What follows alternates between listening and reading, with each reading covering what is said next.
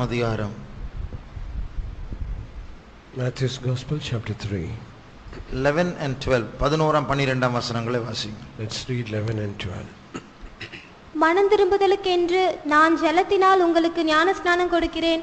எனக்கு பின் வருகிறவரோ என்னிலும் வல்லவராய் இருக்கிறார். அவருடைய பாதரட்சைகளை சுமக்கிறதற்கு நான் பாத்திரன் அல்ல.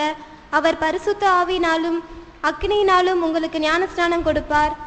தூற்றுக்கூடை அவர் கையில் இருக்கிறது.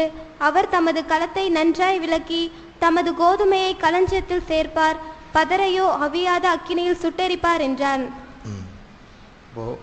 இங்கே ரெண்டு அக்கினியை பற்றி வாசிக்கிறோம். Here we read about two kinds of fire. ஒன்று பரிசுத்த ஆவியின் அக்கினி.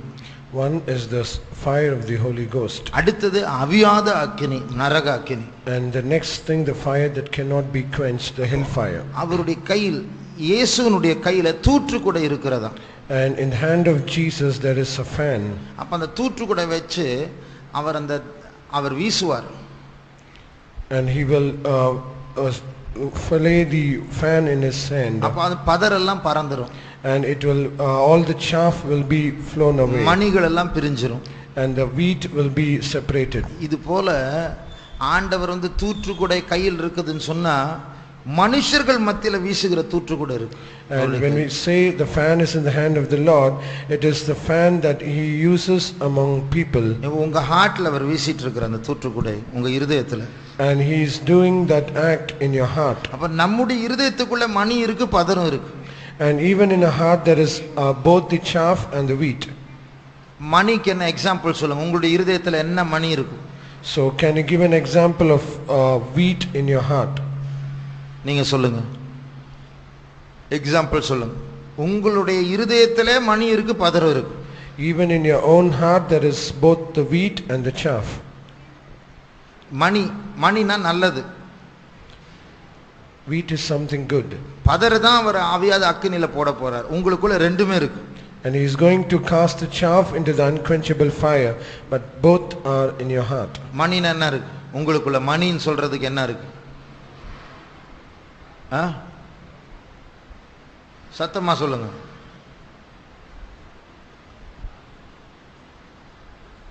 மணி என்று சொல்லக்கூடிய என்ன இருக்கு உங்களுடைய ஹார்ட்ல? என்ன இருக்கு?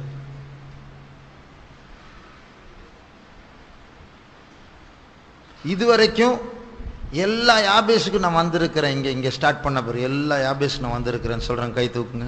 All those who say that I have come to all the meetings of Jabez till now, lift up your hands. Right. இது ஒரு மணி. This is one kind of wheat. இது ஒரு நல்ல காரியம். That is indeed a good thing. எல்லா வாரம் நான் வந்திருக்கிறேன். I have come to all the meetings in all weeks. எனக்கு மனுஷர்கள் மத்தியில எனக்கு யார் மேலயும் பகை இல்ல, நான் எல்லாரையும் நேசிக்கிறேன்னு சொல்றவங்க கை தூக்குங்க. All those who say that I do not have any hatred toward any man, lift up your hands. நான் யார்கிட்டயும் பேசாம இல்ல, அப்படி இல்ல, சத்துருத்துவம், பகை, கசப்பு அப்படி எதுவுமே கிடையாது. நான் எல்லாரையும் நேசிக்கிறேன். I do not have any bitterness or resentment or anything with others, lift up your hands. கை தூக்குங்க. புரியலையா நான் சொல்றது? எனக்கு யார் மேல எந்த வைராக்கியம், கசப்பு, பகை இல்லை, நான் எல்லாரையும் நேசிக்கிறேன் அப்படின்னு சொல்றேன். கை தூக்குங்க.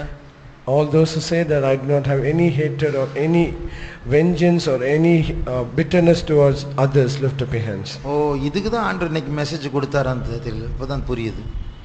Now I know that why God gave me this morning's message.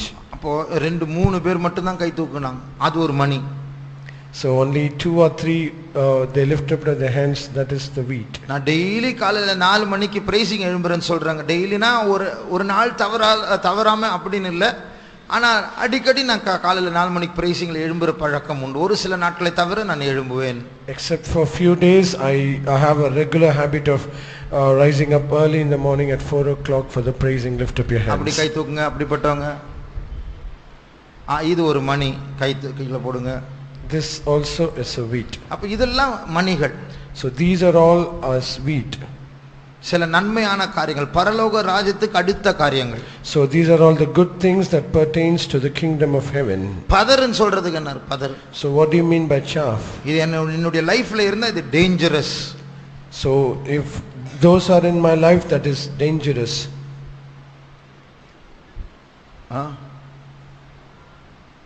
சின்னா அதான் அது என்னது ஆப்போசிட்னு சொல்லி ஒரே வார்த்தையில் முடிச்சிடாதீங்க, அது குரூப்பாக சொல்லுங்க. சர்ச்சுக்கு வராமல் இருக்கிறது, not coming to the church, அது ஒரு பதர், that is a chaff. அடுத்தது சரி நீங்க பதர்ன்னு சொல்லாம நீங்க பண்ற குழப்படியை சொல்லுங்க, அதுதான் பதர். Not saying chaff, but all the mischievous that you do, say it out. ஏற்கனவே சொல்றது இல்லை, இப்ப வேற நீங்க சொல்றத வேற பண்றது வேற சொல்லணும்னு சொன்னா சுத்தமா சொல்ல மாட்டீங்க. சொல்லுங்க. பொய் சொல்றது, lying, அது ஒரு பதர். அது அடுத்தது கில்றதா? சரி, ஓகே. விசுவாச குறைவா? அவிசுவாசம் சொல்லலாம். சரி, வேற?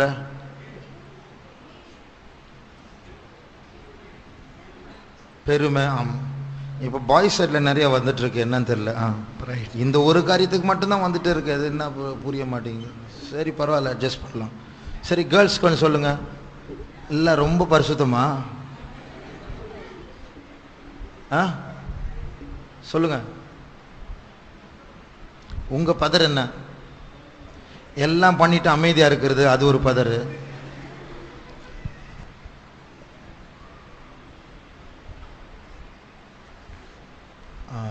அப்போ பதர்ன்னு சொன்னா நம்முடைய வாழ்க்கைக்கு ஆபத்தானது.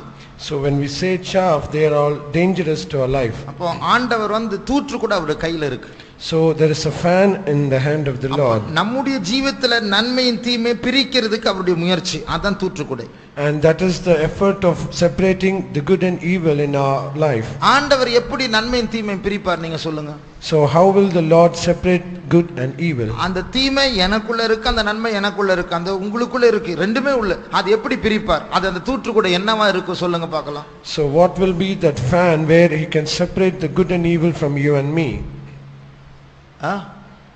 ட்ரையல்ஸ், சோதனை மூலமா ஆண்டவர் காட்டுவார்.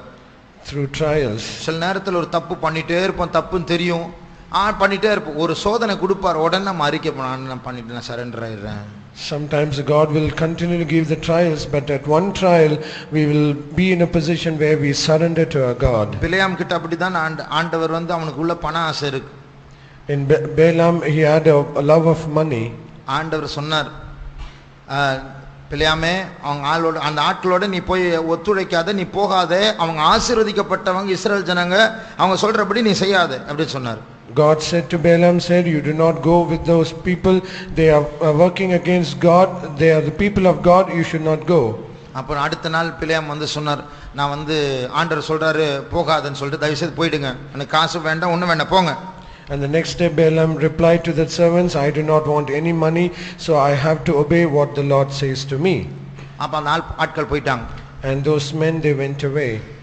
திருப்பி இன்னொரு குரூப் வராங்க. And the next group comes to him. மூணு விதத்துல அவனுக்கு temptation. And he had temptation in 3 ways. வந்த ஆட்கள் எண்ணிக்கையில நிறைய பேர், முன்னாடி 10 பேர் வந்தாங்க, இப்போ 25 பேர் வந்துட்டாங்க. The first time there were 10, but now the second time is 25. இரண்டாவது வந்த ஆட்கள் ஃபர்ஸ்ட் வந்த ஆட்களை விட கனம் புரிந்தவர்கள். And the people who came the second time, they are more honorable. மூணாவது, thirdly, பிலேயாமுடைய மூணாவது டெம்ப்டேஷன் எக்ஸ்ட்ரா காசோட வந்திருக்கிறாங்க. And the third group of people, they came with an extra money. ஐயா தயவு செய்து வேண்டாம்னு சொல்லாதீங்க, பாருங்க. And he said, sir, please do not deny this, please come. பிலேயாம் என்ன சொன்னாரு? But what did Balaam say? நான் எத்தனை முறை சொல்லிட்டேன், ஆண்டவர் சொல்றதா நான் செய்வேன்னு. And Balaam said, how many times I have to say, I have to obey what the Lord says to me. சரி நான் ஜெபிச்சிட்டு சொல்றேன். And however he said, okay, let me pray and give you an answer. என்ன மனுஷன் பாருங்க, அவர் சொல்றத சொன்னா ஆண்டவர் சொல்றதா செய்வேன், எத்தனை முறை சொல்றது உங்ககிட்ட? சரி நான் ஜெபிச்சிட்டு சொல்றேன். He said that how many times I have to say this answer, but however he said, okay, I'll pray and tell you the answer. வெளியில ஒரு வார்த்தை இருக்கான, உள்ள குழப்படி இருக்குன்னு பணம் பார்த்துட்டாரு, மயங்கிட்டாரு. Because he had in words in outwardly, but he had a desire within himself. அப்புறம் என்ன சோதனை வந்தது? After that, what trial he had? யார் மூலமா சோதனை வந்தது? By whom the trial came? கழுதை மூலமா சோதனை வந்துச்சு. And a trial came through an ass. கழுதை போய் நேரா வால்ல போய் காலை நசுக்கிடுச்சு. And this ass, it straightway went and crushed his foot on the wall. அப்ப அது போல ஆண்டவர் நம்மை திருத்துவார். And likewise the Lord also will correct us. வேற எப்படி பதரை அவர் பிரிப்பார்? வேற எப்படி பிரிப்பார்? In what other way the Lord will separate the chaff from the wheat? ரொம்ப இதை விட சோதனை விட சிம்பிளான ஒரு வழி இருக்கே. There's a more simpler way than the trial.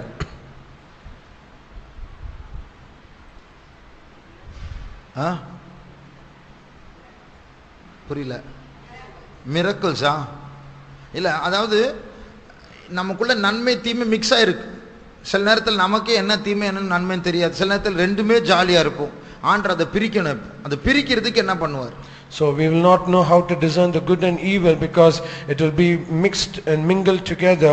So what will the Lord do to separate that? மிரக்கிள்ஸும் ஒரு பாயிண்ட் தான். இப்ப பாருங்க, பேதுரு மீன் பிடிக்காத நேரத்தில் ஆண்டவர் வாழையை கீழே ஆழத்துல போட சொல்லி மீன் கிடைச்சோன்ன, ஆண்டவரே நான் ஒரு பாவி அப்படின்னு சொல்றாரு. அப்ப சில நேரத்தில் மிரக்கிள்ஸ் கூட நம்முடைய ஜீவிதத்துல நமக்கு பாவத்தை நன்மையும் பிரிக்கும்.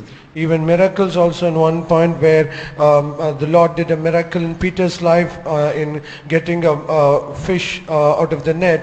So even through miracles the Lord will also separate the chaff. இன்னொரு சிம்பிளான கருவி ஆண்டவர் வச்சிருக்கிறார் நன்மை தீமை பிரிக்கிறதுக்கு. சிட்சை சோதனை ரெண்டு ஒண்ணுதான். Word of God, கர்த்தருடைய வார்த்தை. It's the word of God. பைபிள்ல நன்மை எது தீமை எது, நன்மை செய் தீமை செய்யாத அப்படிதானே சொல்லிட்டு இருக்கு. இப்ப நாங்க இந்த யாபேசே அதுதானே. So all through the scriptures and even this Jabez meeting is also where it is this process of separating the wheat and the chaff. அப்ப கர்த்தர் நன்மையும் தீமையும் பிரிக்க முயற்சி பண்றார். So God always strives to separate good and evil. இப்ப இப்படி ஆண்டவர் தூற்றுக்குடை வச்சு நம்முடைய இருதயத்துல இப்படி வீசும்போது, so when God plays the fan like this to remove all this from our life, ஏய் நீ பண்ணாதே அப்படின்னு சொல்லுவார். and he will say please do not do this. ஏய் நீ அப்படி அத பண்ணாம இருக்காதே அப்படின்னு சொல்லுவார். He will also say please do not stop doing that. அப்ப இப்படி நமக்கு ஆலோசனை சொல்லுவார், சிட்சை கொடுப்பார், அடிப்பார், பல விதத்துல அவர் நம்ம நடத்தி அந்த நன்மையின் தீமையை பிரிக்க பார்ப்பார். So likewise he will correct us, chastise us, and he will give us counsels, and he will separate good and evil from us. இப்படிப்பட்ட நேரத்துல நாம் ஆண்டவரோடு ஒத்துழைக்காம போலாம். So even in these times there might be chances where we do not associate ourselves, cooperate with the Lord.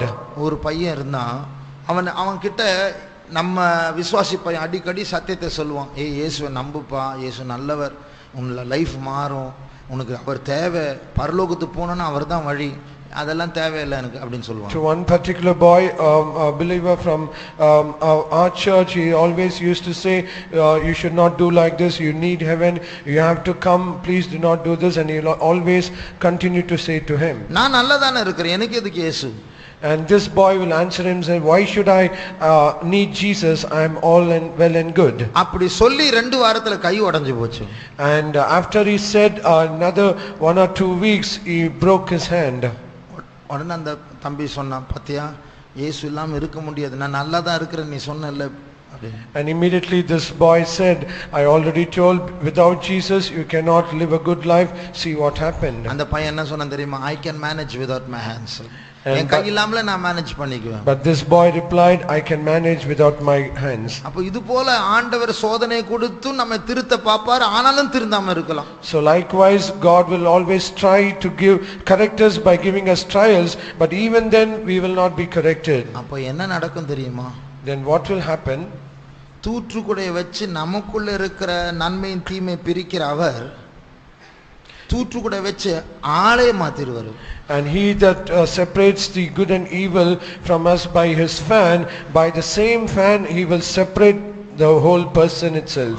இப்போ அவர் கையில வச்சிருக்கிற தூற்றுக்குடை நமக்குள்ள இருக்கிற நன்மை தீமை பிரிச்சிரும். சீக்கிரத்துல தூற்றுக்குடை வைக்க போறாரு, அவர் வீச போறார், அது ஆளே பிரிச்சிரும். Now the fan that he has in his hand, it will separate the good and evil from our life, but very soon by the same fan he will change the person itself. பைபிள்ல ஒரு வசனம் இருக்கு. There is a verse in the Bible. இஸ்ரவேல் ஜனங்கள் அவர்கள் Numbers chapter 11 என்று நினைக்கிறேன். In Numbers chapter 11, the children of Israel. 34 11ஆம் அதிகாரம் 34ஆம் வசனம். Chapter 11 verse 34. இச்சித்த ஜனங்களை அங்கே அடக்கம் பண்ணினதினால் அந்த ஸ்தலத்துக்கு கிப்ரோத் அத்தாவா என்று பெயரிட்டான். அந்த இடத்துடைய பேர் பாருங்க, Kibroth ஹத்தாவா. The name of that place called Kibbroth Hattaavah. அந்த வார்த்தையினுடைய அர்த்தம் என்ன தெரியுமா? இச்சையின் கல்லறைகள். And the meaning of that place is it's the sepulchre of lust. இச்சையின் கல்லறைகள் அப்படின்னா என்ன அடக்கம் பண்ணப்படணும் அந்த கல்லறையில? So when we say it is the sepulchre of lust, what can be buried there? இச்சையின் கல்லறையில என்ன அடக்கம் பண்ணணும்? இச்சை அடக்கம் பண்ணணும். So in that sepulchre only the lust has to be buried. ஆனா யார் அடக்கம் பண்ணப்பட்டார்கள்? But who were buried there? இச்சித்தவர்கள் அடக்கம் பண்ணப்பட்டார்கள். They that lusted were buried there. அதான் நான் சொன்னேன், தூற்று கூட அவருடைய கையில இருக்கு. தீமையை பிரிக்காட்டா ஆளே மாத்திடுவாரு. So that is what I said when I said his fan is in his hand. If that is not separating the good and evil, he will change the person itself. அப்ப அவங்க இச்சை அவங்களுடைய உள்ளத்திலிருந்து அவங்களால எடுக்க முடியல. ஆண்டவர் இச்சை எடுக்கும்போது ஆளும் கூட போயிடுச்சு. And God was not able to remove that lust out of their heart. Finally he has to remove the whole person itself. சில ஆபரேஷன்ஸ் பண்ணா ஆள் செத்துருவாங்க. Sometimes when they do a surgery, he will die. அதுபோல நமக்கும் தீமையும் ரொம்ப ஒட்டிட்டு இருக்கும்போது அதை எடுக்கும்போது நாம் செத்துருவோம். அந்த மாதிரி சில அந்த தீமை நமக்குள்ள வளர்ந்து கேன்சர் மாதிரி பெருசா இருக்கும் நமக்குள்ள. அப்புறம் ஒண்ணும் பண்ண முடியாது. So also when evil has been it sticks very well into our heart, then when God tries to correct us, it will be in a negative way and it will also be our destruction. அதனால அந்த தூற்று கூட வச்சு நம்மை விலக்குவதற்கு முன்பாக நமக்குள்ள இருக்கிற தீமையை நாம் விலக்கி விட வேண்டும். So before he removes us, the person itself, we should not go into that point, but we should be in a point where he can remove the good and evil. ஒருவேளை வாலிபர்களாகிய நீங்க உங்க சினிமாவுக்கு அடிமையா இருக்கலாம். Perhaps you as young boys and girls, perhaps you might be slave to this cinema. ஒரு secret love ரிலேஷன்ஷிப்ல மாட்டி இருக்கலாம். Perhaps you might be entangled in a secret love relationship. அப்ப ஆண்டவர் ஃபேன் வச்சு காட்டுவார், நீ பண்றது சரியில்லை. அவனுடைய வசனங்கள் மூலமா, ட்ரீம்ஸ் மூலமாக, சோதனைகள் மூலமா தூற்று கூட வச்சு நீ சரிப்படுத்திக்கோ அப்படின்னு சொல்லுவார். So the Lord will warn you by his fan, saying the thing that you are doing is not good, please correct yourself, repent and come. He will always try to warn you. அப்ப அந்த டைம்ல God கூட நம்ம cooperate பண்ணணும், ஒத்துழைக்க வேண்டும். In those days we should cooperate with our God. ஆண்டவரே நான் பண்றது தப்பு. நம்ம வெளியே யார்கிட்டயும் சொல்ல வேண்டாம், ஆண்டவர்கிட்டயாவது சொல்லுங்க. உங்களால முடியலையா ஊழியக்காரங்களே எங்க கிட்ட வந்து சொல்லுங்க. And you should confess it to the Lord. Oh Lord, I'm not able to do it. If you are not it is not necessary that you should say to others, but you can say it to God. If you are not able, you can tell to the servants of God. உங்களை கத்தி எடுத்து வெட்றதுக்கு நாங்க இல்ல, உங்களுக்கு help பண்ணி உங்களை தூக்கி விடுறதுக்கு தான் நாங்க எங்களை வைத்திருக்கிறார். God has kept us here so that we are not have to take the knife and cut you, but to correct you. God has kept us. அதனால அந்த உங்களுடைய அந்த பாவம், அந்த பதர் உங்களையே விட்டு உங்களையே பறித்து தேவன் இல்லாத ஒரு நித்திய இடத்திற்கு கொண்டு போக கூடாது. So this chaff, it should not take you as a person, and it should not take you to the eternal fire. பாருங்க, அந்த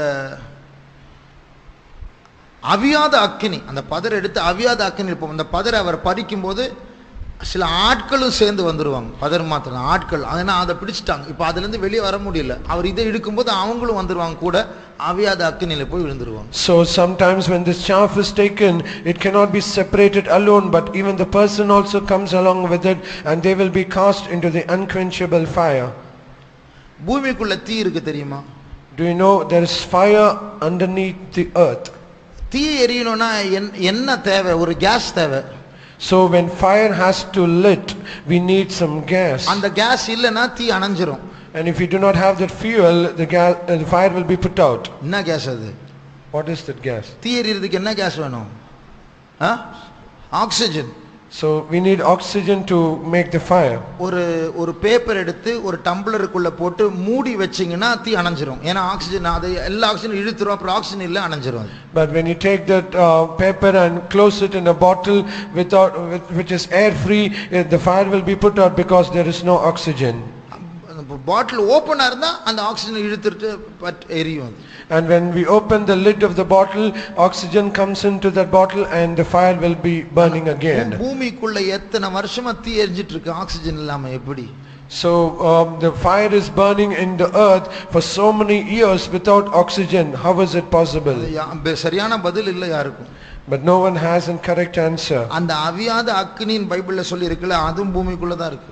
And the unquenchable fire that is said in the scripture, even that is also inside the earth. அதுக்கு ஆக்சிஜனே தேவையில்லை, அது எரிஞ்சிட்டே இருக்கும். It needs no oxygen, it will keep on burning. அப்போ யாரோ சொன்னாங்க சமீபத்தில் நரகத்துக்கு போயிட்டு வந்தவங்க, அவங்க நரகத்தை பார்க்கும்போது அந்த நரகம் லிக்விடா இருக்குது, தீ மாதிரி எல்லாம் அந்த நரகத்துல வெந்து கொண்டு இருக்கிறவங்களுடைய தலை மட்டும்தான் வெளியே தெரியுது, உடம்பெல்லாம் உள்ள இருக்கு. And people who went and saw hell, they said in hell the fire is as liquid fire where people are burning, only the heads are visible.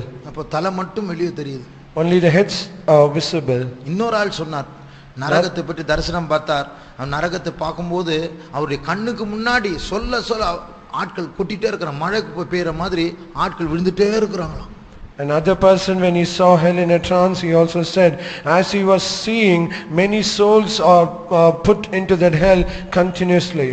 எத்தனை பேர், ஆனா நமக்கு ஆண்டவர் அது நடக்காம இருக்கக்கூடிய நல்ல இடத்திற்கு கொண்டு வந்திருக்கிறார். But God graciously has brought in a very good place where such things should not happen to us. நம்முடைய கண்களை மூடுவோம். Let us close our eyes. அங்க அந்த தூற்று கூட வைத்திருக்கிறாரே, அவரே நம்ம வீக்கா இருந்தாலும் நமக்கு ஹெல்ப் பண்ண அவரால் முடியும். He that is holding the fan in his hand, he himself, so that he might not punish us, he is come here to help us.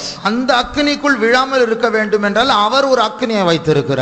And if at all we are not to fall in that fire, he himself has a fire in his hand. அந்த அக்கினினால் ஞானஸ்நானம் பெற்றால் இந்த அக்கினிக்குள் போகாமல் நம்மை பாதுகாத்துக் கொள்ளலாம். If we get baptized in the fire that is in his hand, we will be escaped from that hell fire. அதனால வாலிபர்களே, தயவு செய்து சொல்றேன், காத்திருப்பு கூட்டத்துக்கெல்லாம் வாங்க.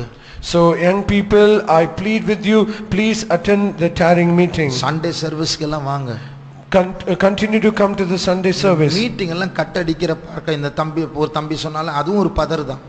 And cutting all these meetings, even as the boy said, it is also a chaff. நல்ல அபிஷேகத்துல நிரம்பணும். You should get filled with the anointing. படைப்பை எழுப்புதல் கூட்டத்துல அந்த ஒரு காரியத்தை நான் படிச்சிட்டேன், நல்ல அபிஷேகத்தை நிரம்பணும், இல்லைன்னா வேற வழி இல்லை. The one lesson that I learnt in the revival meetings at Padapai is that there is no way that except that we should get filled with the anointing. அந்த அபிஷேகம் வேண்டும் என்று சொல்லுகிறவர்கள் முழங்கால் படிடுவோம். And all those who say that I need such an anointing, be on your knees. அதாவது சாதாரண அபிஷேகம் அல்ல, it is not an ordinary anointing. நெருப்பா இருக்கணும். கூட்டம் முடிஞ்ச பிறகு கூட அந்த நெருப்பு எனக்குள்ள பற்றி எரிய வேண்டும். We should be as fire, even the meeting concludes, that fire should still burn in our life. ஸ்கூலுக்கு போகும்போது, காலேஜுக்கு போகும்போது, வேலைக்கு போகும்போது அந்த நெருப்பு எனக்குள் பற்றி எரிய வேண்டும். When I go to my college, education places, work places, that fire should be burning in me. கொஞ்ச நேரம் இப்போ அபிஷேகத்தை நிரம்புறதுக்கு டைம் இல்ல, நான் இப்ப தாம்பரத்துக்கு போணும். We have only little time, we do not have time to get filled.